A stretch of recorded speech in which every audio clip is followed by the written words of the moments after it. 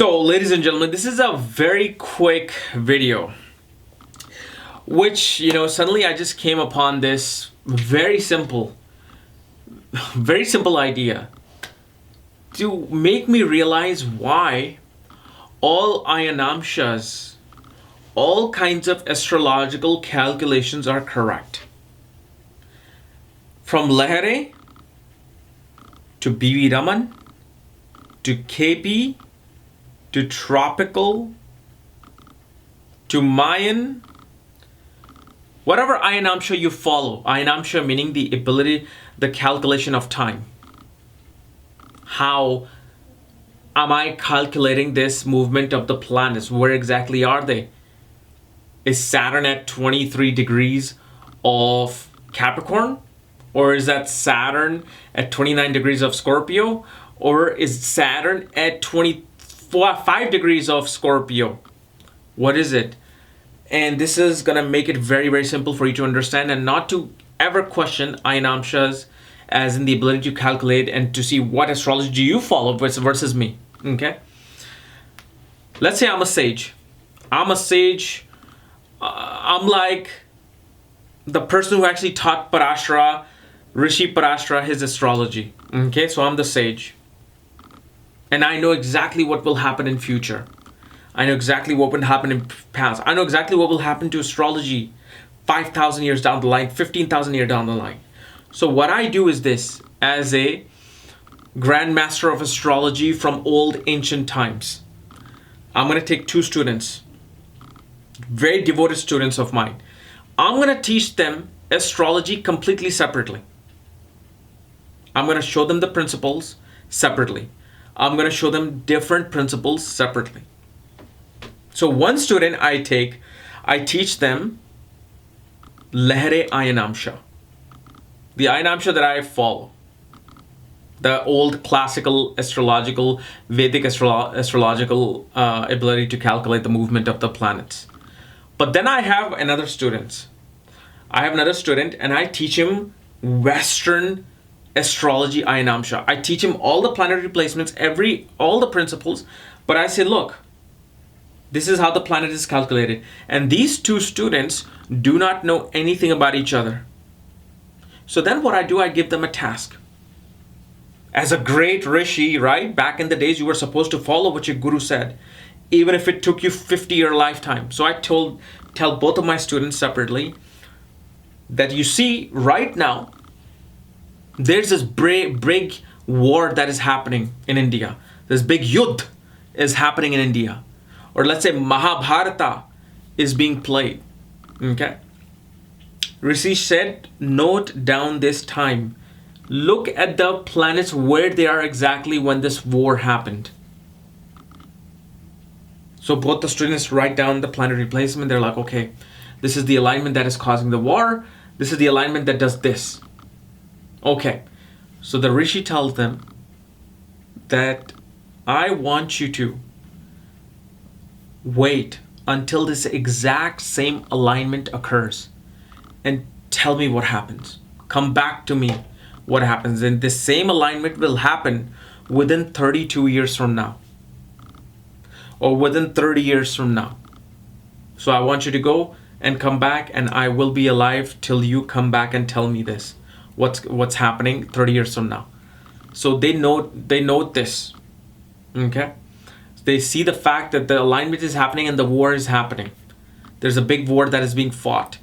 So they do their astrological practices over the years. They become great astrologers themselves. Okay?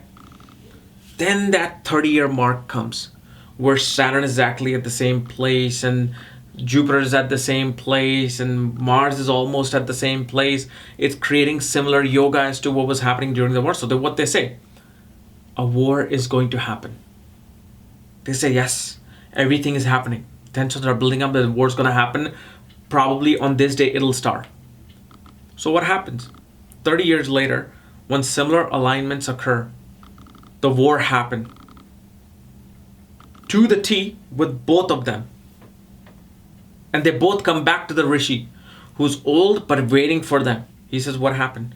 Says, this alignment happened, the war happened again. You were so right. Thank you for teaching us astrology. This other student comes, say, yes, all these planets moved into the same place, war happened.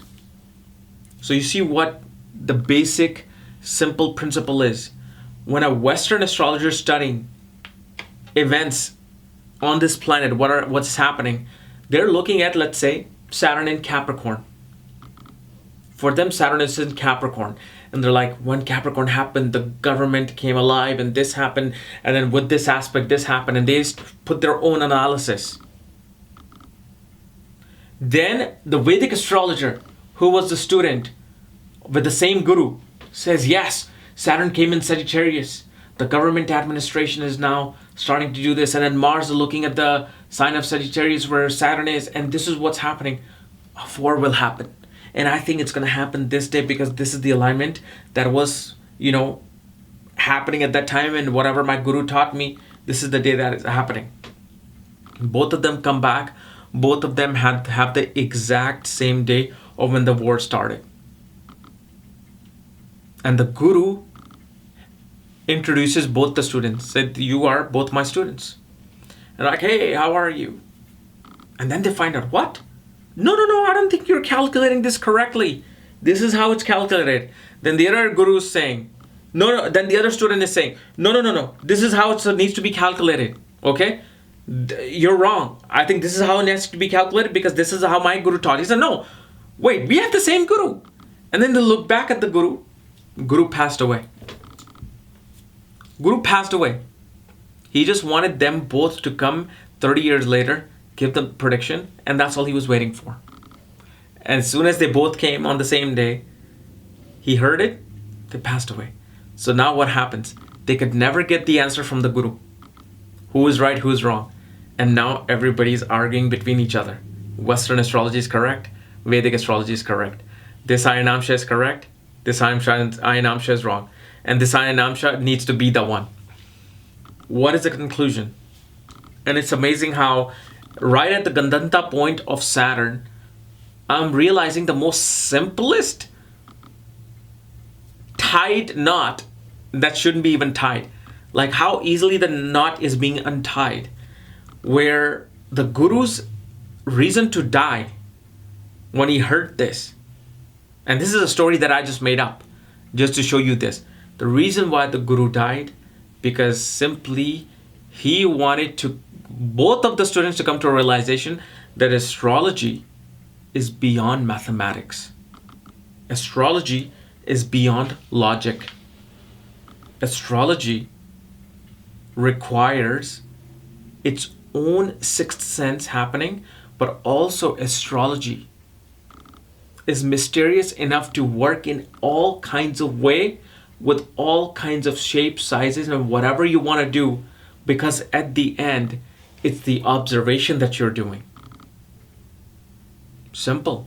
So if, let's say, there was a third student that never ever came to him, and for the third student, he taught him that no, Saturn is not in Capricorn, Saturn is not in Sagittarius, Saturn is in Libra.